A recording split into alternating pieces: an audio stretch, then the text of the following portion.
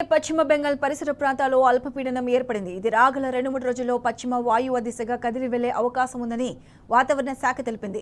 అల్పపీడనానికి అనుబంధంగా ఉపరితల ఆవర్తనం కొనసాగుతుంది. వీటి ప్రభావంతో రాష్ట్రంలో 5 రోజులు తేలికపాటి నుండి మోస్తారు వర్షాలు కురిసే అవకాశం ఉందని వాతావరణ శాఖ తెలిపింది. కొన్ని జిల్లాల్లో ఉరుములు, మెరుపులు, ఈదురుగాలులతో కూడిన వర్షాలు కురిసే అవకాశం ఉందని వెల్లడించింది. రేపు పలు జిల్లాల్లో భారీ వర్షాలు కురుస్తాయని ఐఎండీ తెలిపింది. 8వ తేదీ భారీ నుంచి అతి భారీ వర్షాలు కురుస్తాయని వాతావరణ శాఖ అధికారులు చెప్పారు.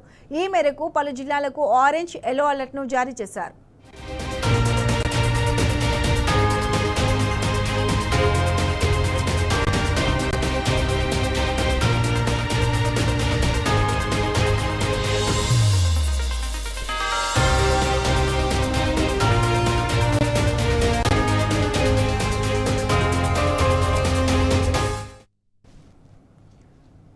బ్రేకింగ్ న్యూస్ చూస్తున్నాం. పశ్చిమ బెంగాల్ పరిసర ప్రాంతాల్లో అల్పపీడనం ఏర్పడింది. ఇది రాగల 2-3 రోజుల్లో పశ్చిమ వాయువ్య దిశగా కదిలి వెళ్లే అవకాశం ఉందని వాతావరణ శాఖ తెలిపింది.